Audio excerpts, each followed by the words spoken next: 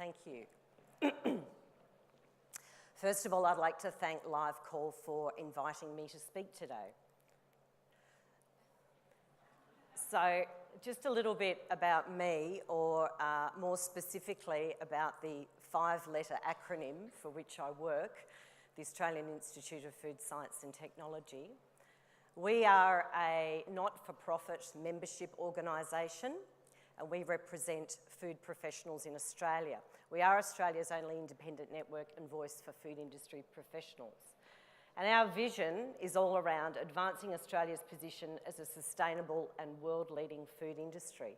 And we do this by providing a number of services. We provide services to our members in the way of skill and capability building and advocacy for the profession. We also provide services to the industry, and that's my main job, is to provide industry services around consultation and events such as these. So if you're interested, please do get online and join STAT. All right, let me talk a little bit now around insights.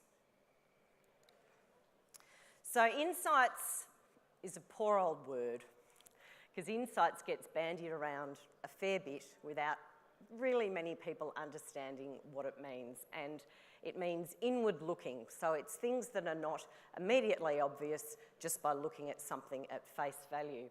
And moreover, many people believe that insights are just obtained from data, or data by itself. And that's the very rational, quantitative part of insight, and you can get some great insights from looking at data, from supply chains, market evaluations, retail figures, and certainly scientific data. And that's the what. But you get real potency and real value when you also combine that with the human element. So it's great to know what's going on, but it's even better to understand why. So having social intelligence and really having a good understanding of the human condition is critical in understanding the why, the social and emotional part of insights. So the balance there between the heart and the mind. And I might add, it's no coincidence that many people who work in insights and data and qualitative work have a background in psychology. It's a fundamental part of insights generation. All right. Let's talk about fat and fatty foods. Who likes fatty foods like hot chips? And everyone else is lying. Yep. We all love hot chips. We all love it. And what's the reason that we love hot chips? Because there's some real advantages in terms of survival if you enjoy fat. Fat is a very efficient way to get energy. Fat has twice the energy content of protein and carbohydrate and is a really important vehicle for our fat-soluble vitamins. So in that way, survival advantage is gained through being able to eat fat. Also, marbling of fat in meat makes meat more palatable, so you can access all of the other protein and vitamins that comes through meat. So we've been walking around for about 200,000 years on this planet, and starvation has always been more of an issue than overeating, okay? So that is one of the reasons why we love fat. So if you're like me and you can put on a kilo just by looking at a cream cake, then you need to think of yourself as being evolutionary superior, because survival will always trump fashion. Thank you. What's the most popular ice cream flavour in the world? That's a hint, by the way. I'll ask again. What's the most popular ice cream flavour in the world? Could you guess? Vanilla, yeah, that's right, and it is across every nation, every country, and every culture. Do you know why this is? Because vanilla is the flavour of breast milk. Vanilla is the flavour of breast milk, and flavours and aromas that we feel when we're very young absolutely trigger these important memories, and so we continue those things. So there's two examples, two anthropological survival reasons why we make the choices that we do, why we enjoy the things that we do. So that's based on survival, but food is also very emotional, more than we think. So on the weekend, I decided to sit down and see if I could make a list of words that describe our relationship with food and how food is significant to us as humans. And it wasn't very hard to generate about 50 words. Food is a life giver, and also food can be a killer. Food is absolutely socially defining as well as providing sustenance. It can be a poison as much as it can be a medicine. It's a symbol, it has divinity in religion, for example, but it's also sinful in other ways. So the point about this is our relationship with food is complex on many levels, which is why it is just so interesting to understand insights about our food choice and consumption. All right, I'm going to show a TVC now, and we're going to discuss afterwards some of the insights that have been used to generate this piece of advertising. Mate, full Carlton drafts, thanks. Sure.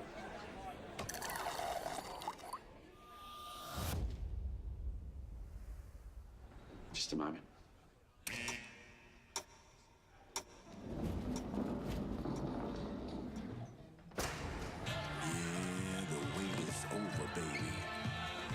It's time to get it on. Watch out now. Slam those balls.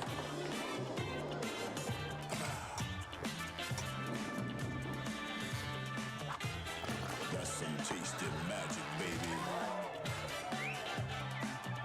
I'm about to blow your mind.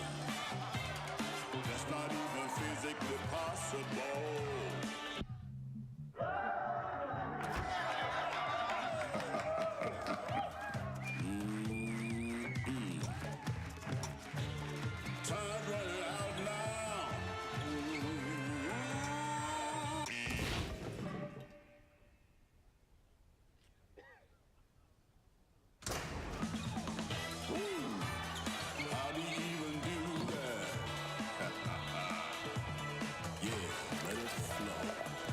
Australia, a keg of Carlton Draft is changed every 46 seconds. Carlton Draft, it's that fresh, baby.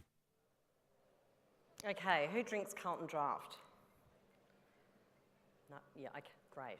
Me too. All right. So, what are the insights here? The insights here are around freshness. Now, if you drink beer at all or are interested in the beer market, you'll know there's been a rise in craft beers in the last probably 5 years in particular. And craft beers, whilst they're quite popular for a number of different reasons, certainly have some limitations in terms of flavour delivery.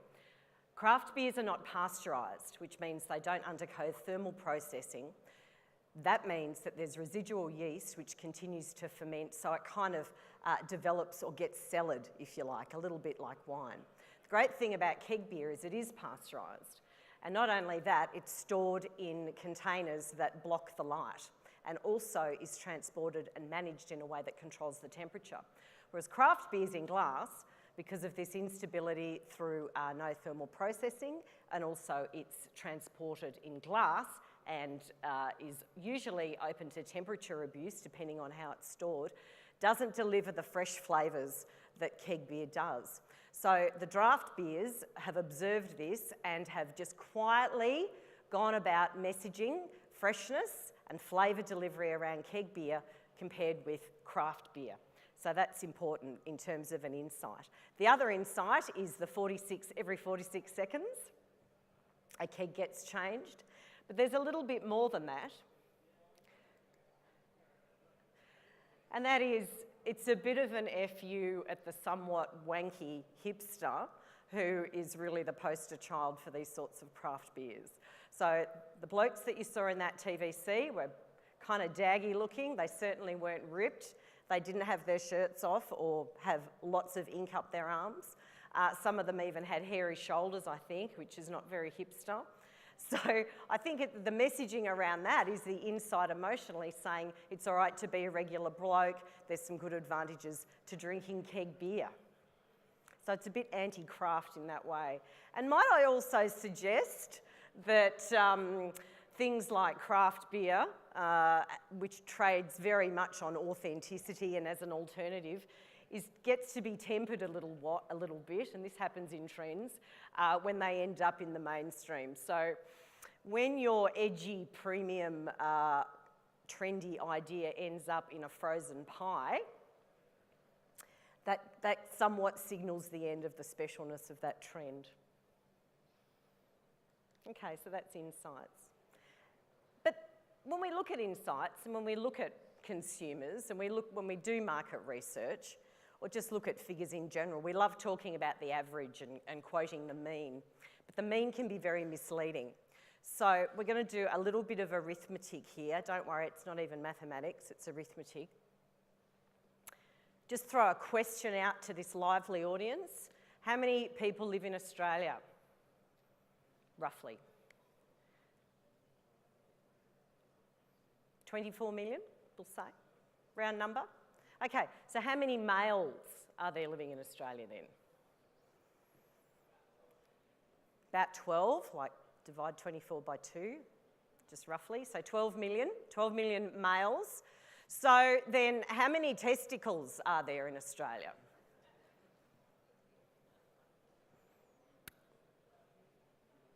About 24 million, right? 24 million testicles, human testicles. So then do a quick mean calculation. What's the average number of testicles per person living in Australia? What? That's right, Michael Finucane. You gave me the one. You're good at arithmetic. Now, is that right? Is that a useful number? Not really. It's not. So we sort of try and avoid the means a bit in market research and certainly in insights. And we like to do what is called segmentation of our market. And segmentation is a really powerful tool. It uses a number of different techniques. It uses the human element as well as the data element. And the potency and the power around segmentation is that it can identify key groups of consumers or groups within your market. It will define them by a number of elements that they have in common. There's a number of ways that you can look at that. And so that helps business or an organisation get very clear on its target market, to prioritise it, to value the opportunity, and then ensure that the right resources and activities are deployed to target that particular group for the best success. Now, there's a number of ways you can segment your market depending on what it is you're doing. You can segment them geographically. So you can talk about cities and you can talk about states and you can talk about regions. You can also split or segment demographically. So you can look at age, you can look at gender, you can look at socioeconomic status, etc. Another way of segmenting, and this is done by a lot of food companies, many companies actually, is psychographic. So this is all about values, attitudes to things, the way you think about things, personality types, political beliefs, all of those kinds of things. And the other way of segmenting is around behaviour. And that's usually around shopper behaviour, retail likes and dislikes, level of planning, the kinds of occasions we're looking to buy for. So by way of example, I have an example here of an Aldi segmentation. And Aldi are killing it in Australia. They're doing extremely well. So on the left-hand side there you can see a bar chart, which were the original segments of Aldi shoppers that they targeted. But in more recent times, they've shifted their target, and you can see then that the proportions have changed. So they've reduced their focus on budget-conscious couples, which is the second one from the bottom there, and understood that the family-focused and the mainstreamers are a real source of business for them. So, four-person households seeking deals and scans weekly ads and want to get in and out of stores quickly. That's the family focus. Whereas the mainstreamers are low-maintenance urban shoppers, neutral on store brands, and like clean, organised stores. That's the focus for Aldi, and it's paying off for them because they can generate their activities and mobilise their resources specifically around that. And this is a very powerful way of looking at your market. And sometimes organisations might do segmentations and even decide to ignore particular segments altogether because it's simply not within their remit. I'd like to talk about an example of insights, which I think is certainly relevant for anyone doing business in Australia and outside of Australia, is the diaspora in Australia. So Australia's immigrant population. Now, I think people think they might know what's going on with different immigrant groups in Australia, but recent data from the census is showing us what's going on and some of the opportunities that have arisen there. So for example, in Sydney, 55% of Sydney come from a non-English speaking background. Chinese are more prevalent in Sydney, and that is growing at 7% per annum. Meanwhile, in Melbourne, they're 49% of a non-English speaking background, and the Indians in Melbourne are growing at 11% per annum. It's interesting talking about South Asia before. One of the fastest movers in terms of sectors or growing community in Australia are the South Asian community. So they're growing at 62% off a pretty respectable base. Meanwhile, Nepal is the fastest growing country of ancestry in Australia, and it's increased 136% since last census. Now, in that picture there, you can see two fellas, and they make my coffee every morning at Ground Espresso in North Sydney. That's Bibi and Sumit, and they are both from Kathmandu. Another interesting analysis of migrants in Australia, and even if you're in the cheap seats down the back, you can see that there's a shift in terms of where immigrants are born according to age. So the blue lines there are Asian born, the green ones are European born. So there's a very strong group and pretty good representation of Asian born people in Australia between the ages of 20 and 44. Meanwhile, our European-born Australians are certainly getting older, and there aren't too many that are new. And the message that I would take for this is around businesses mirroring their consumers. And businesses that don't mirror their consumers will always lose to a competitor who does, okay? So we often see things in the newspaper around diversity. Are we adequately diverse enough in our organisations, in our agencies, to reflect the country that we are, but also the market that we're trying to service? And this has as much value for markets overseas as it does even for in Australia, because many of these groups, Asian immigrants living in Australia, do not feel adequately serviced by the kinds of products we give them, like Maggi noodles, for example. Really doesn't cut it. Are we using enough of our homegrown or living here Australians born in Asian countries with their cultural sensitivities and their cultural knowledge? Are we using them properly as Australians to help us generate business here and overseas? And you can see here we have adequate representation in these groups. I asked my neighbour the other day a question about Indians and Indians. What sort of cars do you think they like driving? And he said, I think they like driving Mercedes. Now, I got this data not very long ago, and you can't even ask that question, what do Indians like to drive? Because here's some data split by Hindi, Punjabi and Tamil, so distinct groups within the country that is India, and the kinds of cars that they like to drive, what their choices are. So understanding that segmentation is as useful as understanding any other kind. So when we do that, are we really examining the nuances of our particular target market? And we've experienced it here in Australia. So Starbucks, which is on the corner of every street in Manhattan, came to Australia in the early 2000s. They opened about 90 stores. By 2006, they only had 20 opened in Australia, and they lost a total of around $200 million off their books because of the failure here. What do you think the reason was? The reason was Australians are coffee snobs. We like our coffee at the local cafe, and we like it Italian style. WTF, what the Frappuccino? Are you for real? We don't drink hot milkshakes. Yeah, you can put a flat white on the menu or a cappuccino, but fundamentally, this is not our kind of coffee shop. Similarly, in the early 2000s, and I was actually commissioned to do this work, Taco Bell came to Australia.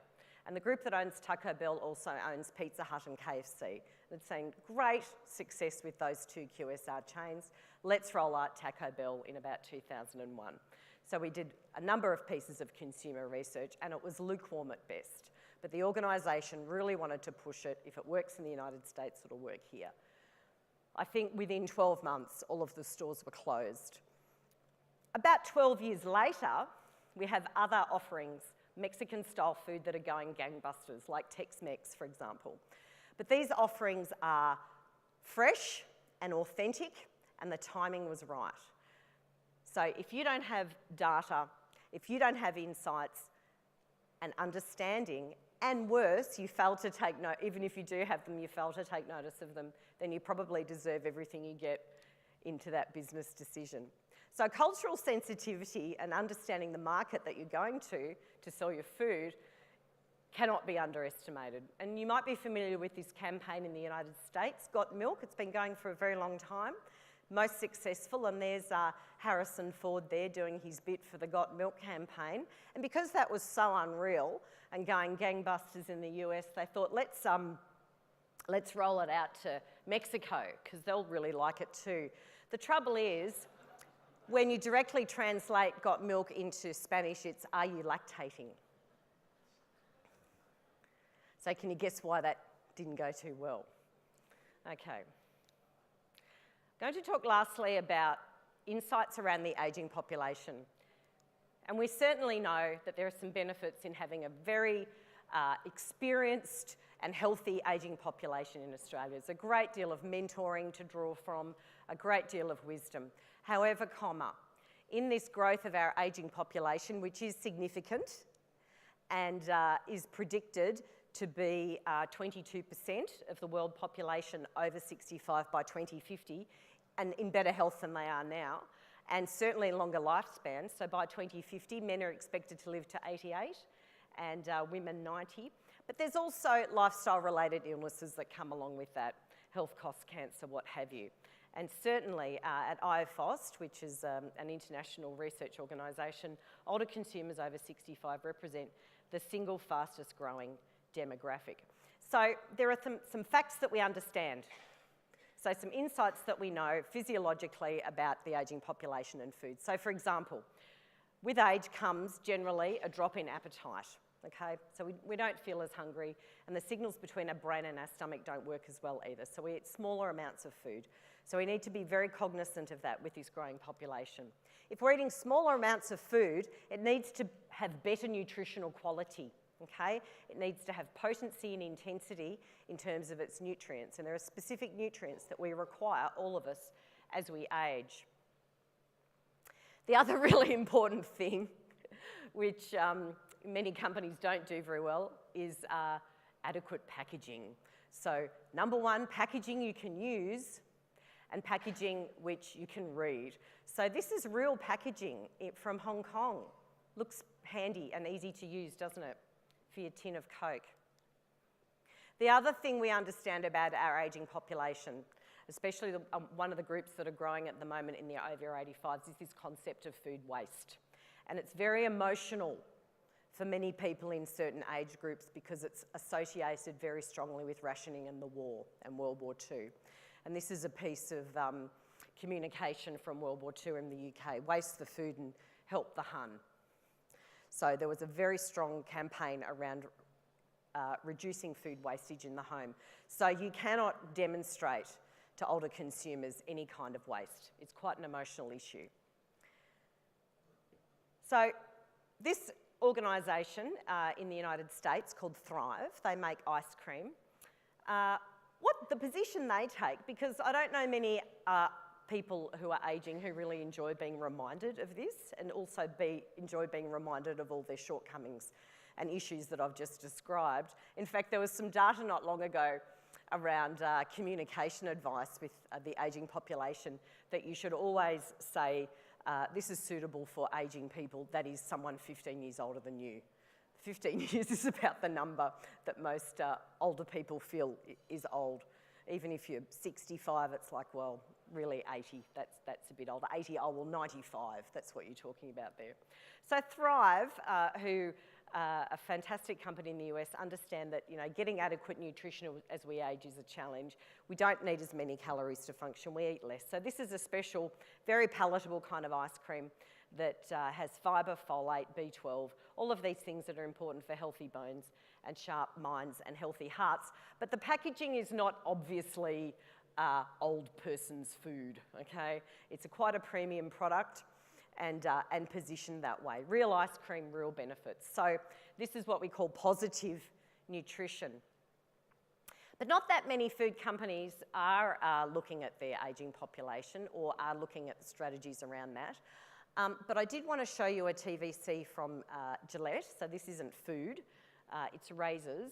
But they've done an outstanding job with innovation, but also messaging with this particular TVC. Good morning, sir. Ready to get up? Let me get your feet up. How you doing today? Okay. Good morning. I remember always looking at my dad's arms like when I was like 8, 9, 10 years old. He had arms like Popeye. He was a tugboat captain. And I so admired his physique.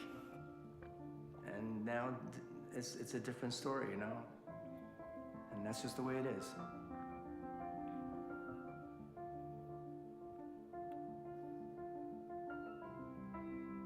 So my dad had a stroke, and now he can't get around, he can't walk. And he needs me to help him out. And my son Luke and I have been doing it. And I'd do anything for him.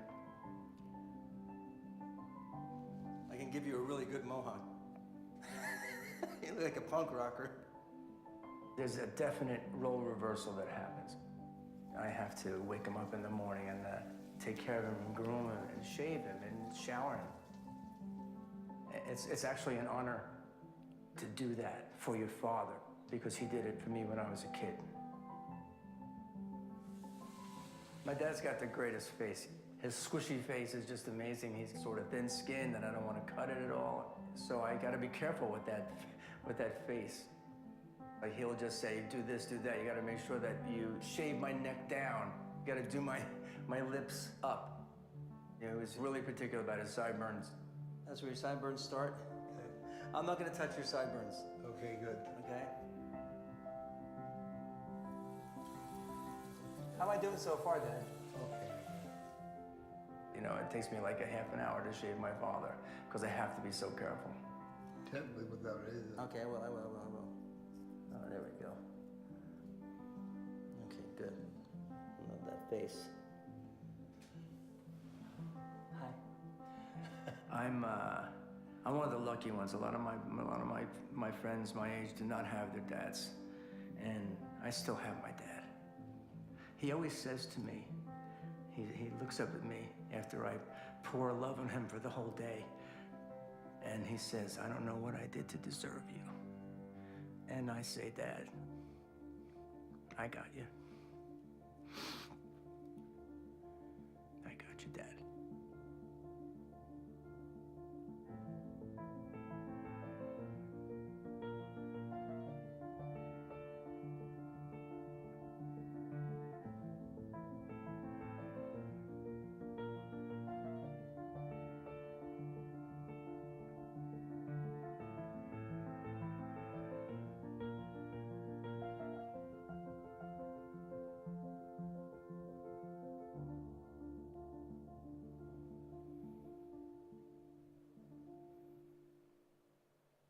All got your hankies?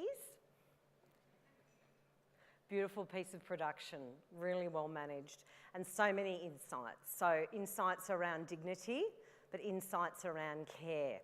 And I think they've just done such a wonderful job of capturing all of those emotional values and emotional connections with their customer, but also a very practical one too. Shaving, assisted shaving, which, you know, it will obviously grow. So we're going to change pace a little bit now. Another TVC, another set of insights and another product. Again, not food, but maybe something you didn't know so much about our ageing population. You might think the life of senior citizens is more or less like this, but in reality, it's a bit more like this. Click, clap, pull it. Go ahead and do it. Kiss me up, bang, bang. Kiss me up, bang, bang. Let's go! You may think their sex lives are something like this. Actually, it's closer to this. Yeah, I'm a bitch. If you don't like it, give my ass a kiss. Just one thing I can't seem to get. If it's a man's world, then where's my... And maybe you think that because of their age, safe sex isn't something they need to worry about. But if you think seniors aren't an easy target for STDs, think again. Fucking with me is like Russian roulette with 6 bullets. If we have these kinds of misconceptions, it's normal that seniors also have them as well. Hi, I'm Nina Hartley, and you might remember me from such films as Wild Wild Chest or the award-winning Boogie Nights. But today, I'm here to tell you that STDs have spread alarmingly among people over 65. That's why, in collaboration with Pornhub Cares, I've created Nina Hartley's Old School, a complete video guide to safe and good sex in your golden years. Check out the full video online or order your VHS on our website. Because love knows no age, but neither do STDs. Okay, so that's the first time I've showed anything remotely pornographically related at a conference. Might not be the last time either. So the insight around this, obviously, is ageing population and sexual activity. And our sexual function is actually one of the last things to go. So with all that bad food news, there is a little bit of good news about ageing. However, the use of contraception is always linked with exactly that, avoiding pregnancy or family planning. So STDs have skyrocketed, chlamydia, syphilis, and more worryingly, AIDS amongst the senior population. So I think they've done a fantastic job from a health point of view. We know that also older people have weaker immune systems, so it can be quite deadly. So that is a very nice touch, I think, to also release it on VHS, even though my parents thought Betamax was here to stay. That's a joke. That's a tough crowd. Okay. Don't worry, I've nearly finished. So, takeaways. So, the main points I want to make here are insights exist on different levels and very rarely exist alone. Even within our segmentation, there's overlaps. They're often interrelated and not always sharply separated. Our decisions, every one of our decisions, are as emotional as they are rational, whether we realise it or not. Well-developed insights reveal the problem to be solved or the unmet need, and that is how we create opportunity to improve our services or to innovate. The mean is misleading. Remember the testicles? Business people always need to segment the market, any type, in order to customise strategies and ensure that we're meeting the needs of our consumers. High-value segments can be prioritised and adequately engaged. I would also encourage, in this great country of Australia, to seek representation of your market on your team. You can absolutely do that here. And just in conclusion, I believe it's an innovator's job to understand where our society is going and to do the work that will solve the problems of the future. It's not just business as usual, and that's what successful businesses do. I encourage you to come and say good day, link in with me, or follow me on Twitter. I could probably do with a few more followers. Thank you very much.